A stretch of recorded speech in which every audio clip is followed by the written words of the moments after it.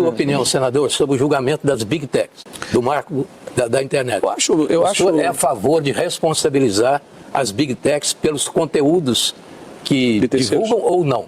Fora da internet, todos se responsabilizam. Na internet, não, por quê? Eu não sei, se eu chegar aqui e falar o que eu falei e eu for processado, você vai ser responsabilizado? Não, isso foi eu que falei.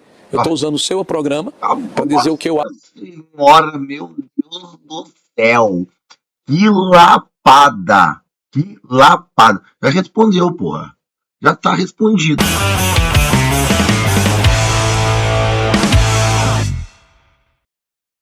Fala, galera, vocês estão bom demais? Hoje a gente vai reagir a esse vídeo aqui, ó, do Rogério Marinho, né, num programa jornalístico aí, e a gente vai acompanhar esse vídeo junto, pessoal. Eu ainda não assisti, tá? Então vamos reagir aqui, todos nós juntos. Se eu chegar aqui e falar o que eu falei e eu for processado, você vai ser responsabilizado? Não, isso foi eu que falei. Eu estou usando o seu programa para dizer o que eu acho sobre, por exemplo, esse ativismo político do Supremo Tribunal Federal. Eu posso ser processado por isso. Mas não. Você não tem nenhuma responsabilidade pelo que eu estou falando. Isso não. Pelo amor de Deus, onde é que nós estamos? E achar que isso é o novo normal, está banalizado, desculpe, não está. A censura prévia foi praticada no Brasil em ampla escala nos últimos anos. O que é a censura prévia? Você retira perfis, pessoas, antes que elas se comuniquem. Então você não retira conteúdos, você retira pessoas da internet. Isso foi praticado inclusive contra um senador, chamado Marcos Duval, um senador da República. Como é que o Senado vê isso?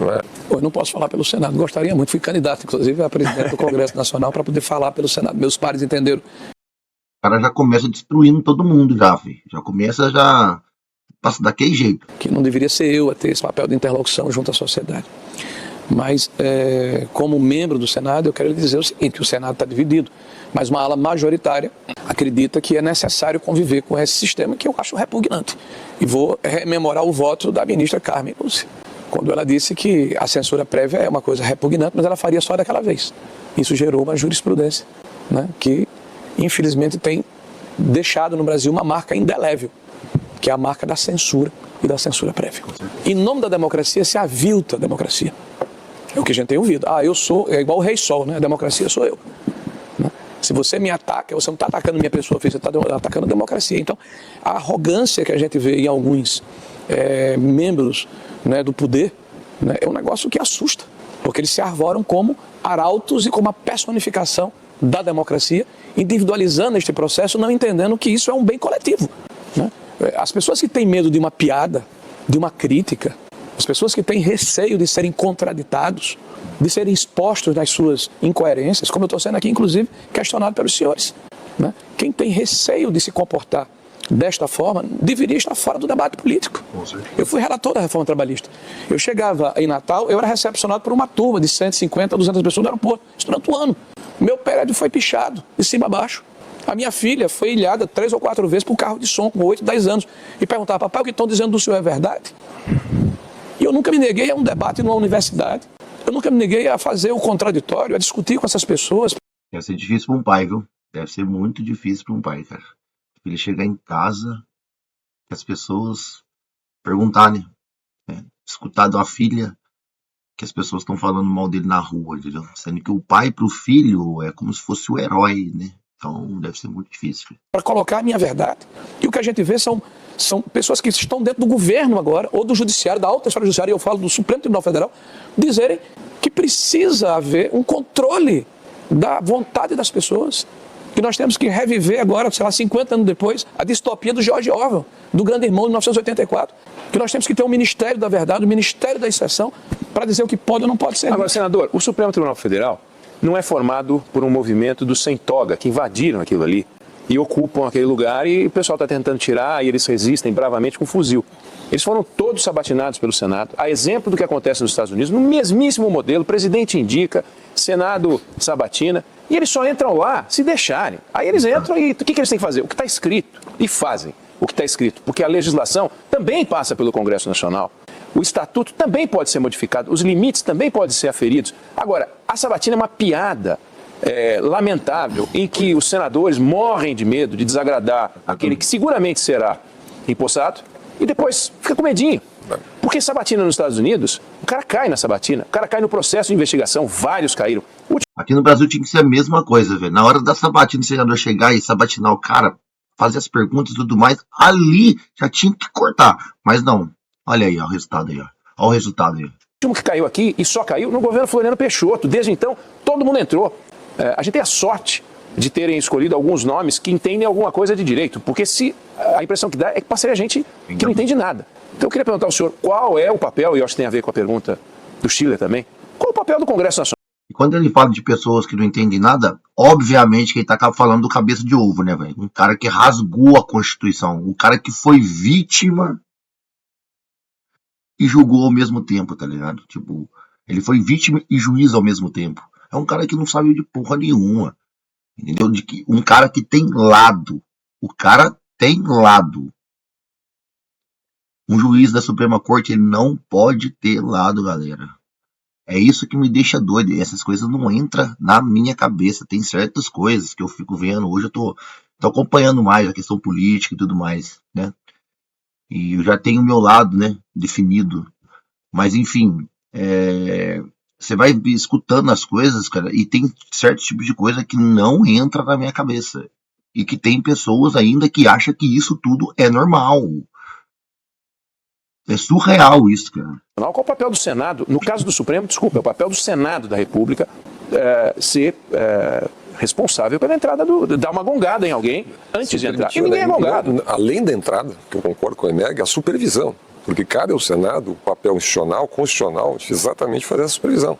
Não é? E isso eu acho que é uma grande indagação hoje do país. Né? Eu acrescentaria uma coisa, o senhor propõe uma redefinição da relação entre os poderes. Podia responder a pergunta, 3 perguntas em uma. Não, acaba sendo uma só. Sim, claro. Quais são as ideias que o senhor tem para redefinir os poderes? Bom, primeiro eu não posso falar pelo Senado, infelizmente já coloquei aqui, tentei, não consegui. Tá? Mas quero dizer ao senhor, acreditando nos assistindo, que eu votei contra as 2 indicações e disse a ambos. E disse, inclusive, por ocasião da sabatina.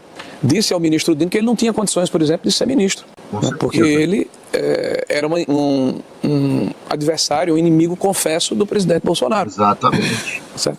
Disse... E sem contar que o Flávio Dino, ele é comunista, confesso, cara. Aí você vai colocar um comunista para estar no alto escalão da jurisdição de um país igual o Brasil. Você quer o quê? O que você quer que o país desse vire com o Flávio Dino comunista lá como juiz? O que você espera disso?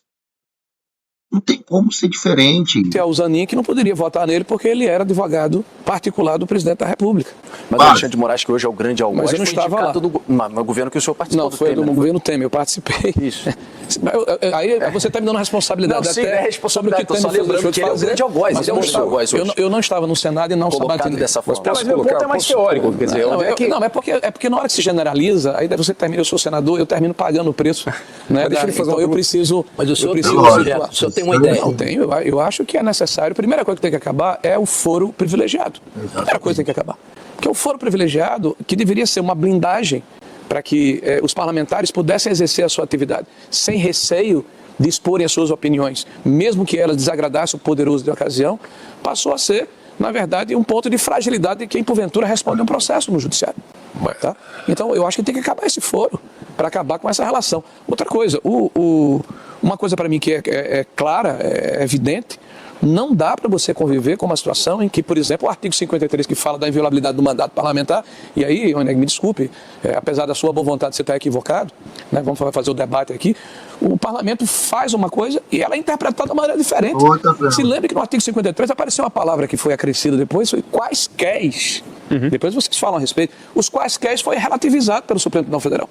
Tá? Então o Supremo Tribunal Federal virou uma casa revisora e claramente dita pelos seus membros de que eles são um poder político. Quem foi que deu essa autoridade para o STF, seu poder político? Por que os ministros do STF estão falando a respeito de ações que eles vão julgar? Por que eles estão dando palestra? Por que eles estão participando de debates? Por que eles estão se colocando como se políticos não tiveram voto popular? Então é evidente que há um desequilíbrio entre os poderes. Mas deixa eu lhe provocar. Ninguém votou para ele estar lá, entendeu? Ele só tem que fazer o papel de julgar e pronto, e acabou. O papel deles é de julgar e pronto, e acabou, cara. E você só fará um reequilíbrio da democracia. Porque, só para concluir, eu vou lhe ouvir, desculpe. Eu defendo o Supremo Tribunal Federal. Eu defendo o Judiciário, eu defendo a separação dos poderes. Agora, do jeito que as coisas estão hoje, não dá. Um desequilíbrio evidente. E isso faz mal à democracia brasileira. Faz mal. E o primeiro passo para organizar isso, Mitri, é acabar com a figura do foro privilegiado. Vocês assistiram a votação do voto monocrático no Senado. Foi amplamente noticiado. Terminou a votação, um ministro liga para o líder do governo, para dar um carão no líder do governo, o Jacques Wagner. Como é que o senhor vota no voto monocrático se nós do STF ajudamos vocês? E é um projeto bem razoável. Pelo amor de Deus, onde é que nós estamos? E achar que isso é um novo normal, está banalizado? Desculpe, não está. A sua opinião, senador, sobre o julgamento das Big Techs, do marco da internet. Eu o acho... senhor é a favor de responsabilizar as Big Techs pelos conteúdos que divulgam ou não? Fora da internet, todos se responsabilizam. Na internet, não, por quê? Eu não sei, se eu chegar aqui e falar o que eu falei e eu for processado, você vai ser responsabilizado? Não, isso foi eu que falei. Eu estou usando o seu programa para dizer o que eu acho. Senhora, meu Deus do céu. Que lapada. Que lapada. Já respondeu, porra. Já tá respondido, cara. Acho sobre, por exemplo, esse ativismo político do Supremo Tribunal Federal, eu posso ser processado por isso. Mas não. Você não tem nenhuma responsabilidade pelo que eu estou falando. Exatamente. Existe uma legislação fora da internet. Então vamos primeiro colocar as coisas nos seus devidos lugares. Mas essa não é desculpa, Fernando, porque isso aqui não é dentro da internet. Fica gaguejando aí, velho.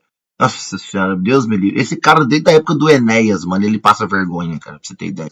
Seria crime, mas isso é tão importante. Posso complementar? Só importante que é bom que deixar claro o que está acontecendo no Brasil. Esse debate não é um debate nosso, é mundial. Então você tem dois polos. Vamos excluir China, vamos excluir Rússia, as ditaduras, que é uma outra questão. Vamos pegar Coreia a Europa do do lado e Norte. os Estados Unidos do outro. São os dois polos que antagonizam nessa visão de como se tratar esse ambiente de rede social. De um lado você tem uma Europa vitimada por uma Segunda Guerra Mundial, onde aconteceram as práticas mais execráveis de ideologias totalitárias, de fascismo, de nazismo, de comunismo, tá? Que E tem gente que defende, viu? E tem gente que ainda defende. mataram milhões de pessoas. Tá? Então você tem um pessoal que está impactado por essa situação e é extremamente duro na forma de tratar. Vocês têm ideia, pessoal, do que está falando aí? Na Ucrânia, teve, numa noite, foi mais de 70 mil pessoas que estavam lá. E ainda tem gente que defende, cara. Esse tipo de regime é cabuloso, cara. Em redes sociais. Você tem exemplos na Inglaterra, na Alemanha, que nos chocam até pela invasão da privacidade das pessoas, pelo excesso de rigor, pela responsabilização do terceiro. Do outro lado, você tem Estados Unidos com a célebre primeira emenda, onde eu, inclusive, acho que me sinto muito mais confortável, porque, para mim, o melhor e o mais importante dos desinfetantes é a luz do sol.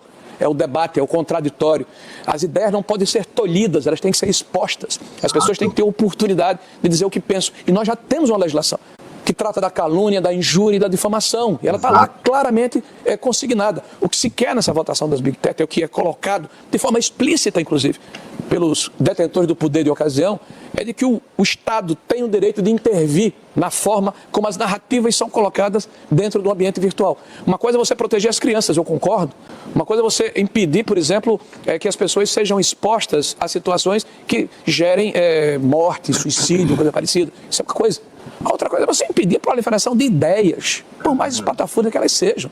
Porque você só combate ideias ruins mostrando ideias boas do outro lado. Isso aí é ideia. Eu acho muito perigoso esse processo de cerceamento da liberdade. Remete, inclusive, à preocupação do Schury aqui, da questão da censura prévia. Você sequer conhece o conteúdo, mas você já impede que ele aconteça. É como o senhor está vendo essas pesquisas e a perspectiva também para frente. O senhor, por exemplo, nutre realmente esperança de Bolsonaro poder participar de uma eleição no ano que vem? Sim. Bom, primeiro é importante colocar que pesquisa é retrato do momento. Mas há uma tendência clara, não só nessa pesquisa, mas em diversas pesquisas, que mostra a deterioração da imagem do atual presidente da República, e de uma forma muito clara, porque é uma frustração de expectativas do que foi dito durante a campanha eleitoral. Tanto do ponto de vista econômico, foi prometido picanha e cerveja, e na verdade foi subtraído até o ovo da mesa do trabalhador brasileiro, e essa é a base de apoio tradicional do PT, as pessoas mais fragilizadas do ponto de vista econômico, mas também, eu diria, uma deterioração moral desse governo. Um governo que tem se notabilizado, pelo fato de que o presidente da República tem viajado e participado de converscotes, se hospedado em hotéis de luxo, tem, enfim, se preocupado em talvez ter um prêmio Nobel, ao invés de se preocupar com os problemas reais que a sociedade brasileira enfrenta. O presidente Lula, se você me permite aí uma analogia, é como um mandacaru. né? Ele não dá sombra, não dá frutos, não deixa que nada cresça no seu entorno. Então, o que para a esquerda é um problema porque ele só tem um líder, na direita, pelo contrário, nós temos uma série de alternativas e a maior e a mais importante dela é o presidente Bolsonaro, que no momento oportuno vai tomar sua decisão. Caso possa ser candidato, será.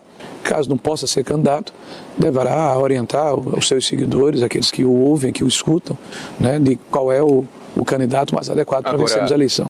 Muita verdade que ele falou, cara. O Lula, ele não deixa crescer ninguém do lado dele. Ninguém cresce do lado do Lula. Se você for ver, tipo assim, se alguém tem esperança no Brasil, a esperança, ela só vai nascer depois de 2030. Porque aí o Lula não vai conseguir mais se candidatar. E ninguém consegue substituir o Lula. O Boulos não substitui o Lula. A Glaze não substitui o Lula. O Willis lá, o Jean Willis não substitui. Janones, essa turma não tem ninguém. Lindenberg, ninguém consegue substituir o Lula. Ao contrário do outro lado, que é o lado do Bolsonaro, tem várias pessoas que possam entrar e se candidatar e tem muita força para ser o próximo presidente da República. Nicolas, aqui vai longe, viu? Ratinho Júnior, Tarcísio, Flávio Bolsonaro, o próprio Eduardo, porque não era para ser o Flávio, era para ser o Eduardo.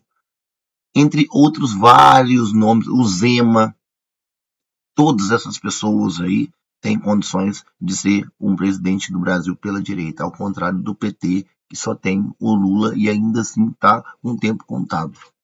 Decadente. Senador, não deixa de ser também uma postura mandacaru, né? A gente tem tem vários nomes possíveis na direita, mas tem um mandacaru ali que resolve para onde vai a direita. Mas eu queria perguntar ao senhor, ainda falando de pesquisa, o seguinte... Não sei que você permitiu que eu comentasse a sua afirmação, mas vamos lá. Não, mas eu vou querer. Mas eu não queria perder a oportunidade. O seguinte, olhando o governo e olhando como as pessoas decidem, cada vez mais as pessoas fazem seus cálculos, ou por ideologia, por identidade, não apenas como uma avaliação do governo, né? Eu queria ouvir o senhor sobre isso. Bom, primeiro... E o mandacaru, naturalmente. Eu vou começar por ela, né? É importante dizer que cada vez mais se cobra a nitidez da classe política. Vocês que são jornalistas e que fazem o jornalismo da atividade política, naturalmente trabalham na especulação a partir de fatos e de indícios, né? Então tem muita especulação no jornalismo político, que é natural, né? Se você vê alguma coisa acontecendo, especula o que poderá acontecer no futuro.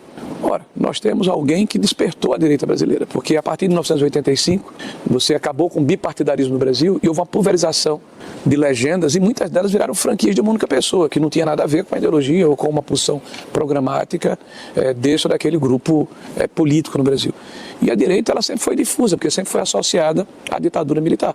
Então quem deu voz à direita foi Bolsonaro. Quem vocalizou, quem permitiu que as pessoas pudessem defender, por exemplo, um Estado que servisse à sociedade e não se servisse dele como o PT propaga e trabalha, que é um Estado leviatã, hipertrofiado, cheio de apaniguados políticos. Veja, por exemplo, essa questão do IOF. Né? No mesmo dia em que o Haddad faz essa ação atabalhoada de aumentar o IOF, se divulga um aumento de 78 bilhões para os funcionários públicos, escalonado em 3 anos. Então há um contrassenso lógico na forma como se coloca essa narrativa de dizer que o gasto é vida. Então Bolsonaro tem uma liderança e uma força política inegável. Ele precisa ter muito cuidado nessa escolha. Tá? É evidente que outros partidos políticos podem apresentar candidatura, a gente tem um processo de primeiro e segundo turno. Ninguém impede que outros partidos apresentem candidaturas, mas há um respeito a ele que é publicamente demonstrado. No tempo adequado, que pode ser que não seja o tempo da imprensa, daqueles que estão mais ansiosos, essa decisão vai ser tomada. Eu não tenho dúvida que a direita vai vencer as eleições de 2026 ou o centro-direita. Em relação à questão da posição em pesquisas, é evidente, foi o que eu coloquei desde o início, é um retrato do momento. Eu não subestimo a capacidade da narrativa e você vai falar da mentira, né, que o PT consegue propagar. Veja, por exemplo, essa questão da Previdência. O primeiro governo em 30 anos que estabelece medidas de combater eu diria, as fraudes reiteradas que a Previdência sempre teve, isso é histórico, vocês acompanham isso na política, foi o governo do presidente Bolsonaro. Mas o que é dito pelo Sidônio e repetido pelos líderes do PT? Olha, a corrupção no INSS começa no governo Bolsonaro, que instrumentalizou o INSS para ajudar os sindicatos inclusive um deles que tem o irmão do Lula. Então, é uma narrativa tão esquisita, tão desfocada, que a população repudia. Mas eles não têm nenhuma dificuldade de repetir essa narrativa. Mas houve liberações durante o governo Bolsonaro que realmente duplicaram, cresceram muito no governo Lula, mas houve liberações no âmbito dessa investigação, senador. O que o Rodolfo está falando, caro telespectador, é a mesma coisa que você construir um carro e alguém que vai pilotar o carro destruir o carro mais adiante ou sofrer um acidente. Há uma lei de 1991 que permite que sejam feitos ACTs, ou seja, acordo de cooperação técnica entre as associações e a Previdência. Se a empresa que se habilita ou o sindicato tem as condições técnicas, ela é associada. A gente está falando de 10 associações em 41. Tem 41 associações. Você já notou que só se fala no careca do INSS, que tem 3 associações, que ninguém fala do Sindinip, lá do irmão do Lula? Sindinap. Que ninguém fala da CONTAG, que há 30 anos rouba, vou falar com todo.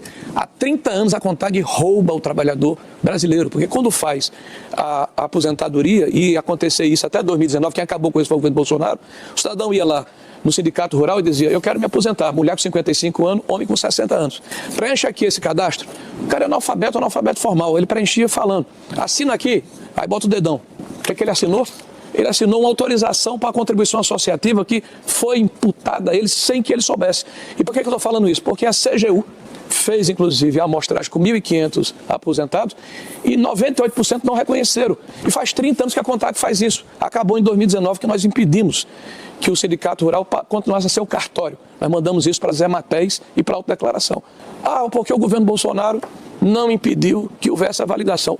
A validação nunca existiu, quem propôs fomos nós. Pegue todos os discursos foram feitos na Câmara dos Deputados e no Senado da República. Quem foi que se pronunciou contra?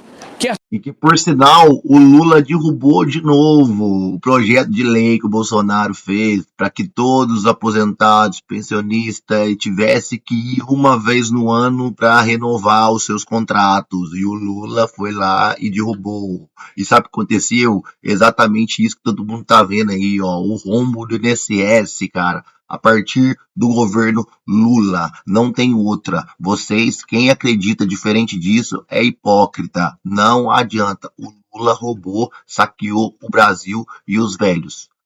Não tem outra conversa. Só não tá todo mundo preso ainda porque não é de direita. Porque se fosse de direita, tava todo mundo preso. Hipócritas. E é isso, galera. Tamo junto. É nóis.